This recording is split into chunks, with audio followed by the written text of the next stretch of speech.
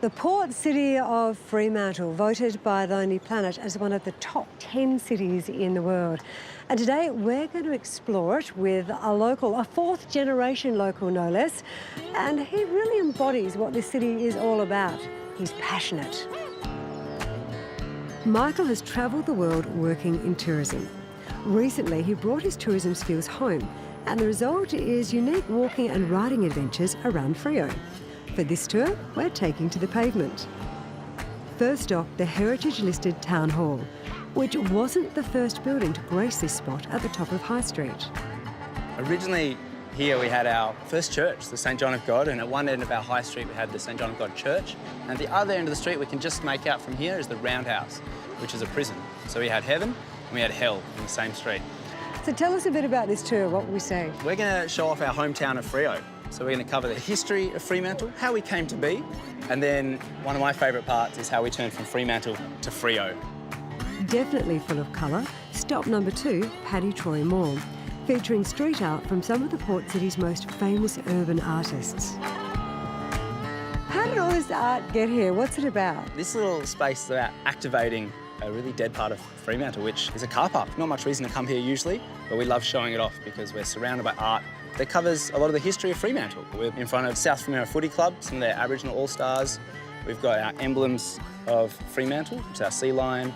We've our Brolga piece, which is my favourite, with a dingo flower icon. And another newest piece is by Destroy, and he's got all of these amazing musical icons and new modern icons of Fremantle. After a feast for the eyes, it's time to include our taste buds on this tour. The cappuccino strip is always buzzing, and Michael slips us down a laneway to check out one of the port city's hottest cafes, with lots of options made right on the premises. Got a head start on me. Lucky I came out with just this. It's so good everything's made here. It's a micro bakery, cafe, gourmet milk bar, everything you want. You guys are a keep cup tour, eh? We definitely, we couldn't bear the thought of having disposable cups on every tour, so we bring our own. It's very good. Cheers. Cheers.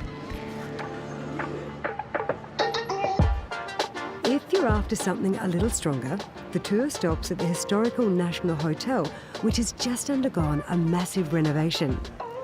There's first-class accommodation full of furniture handcrafted by local artisans and the most unexpected rooftop bar.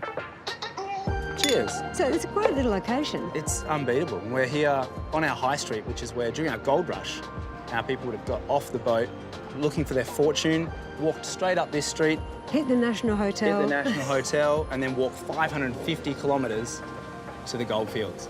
So did they stay here as well? They could have, yeah. Up to 100 people would fit in this hotel, which today can fit in 24 to sleep here.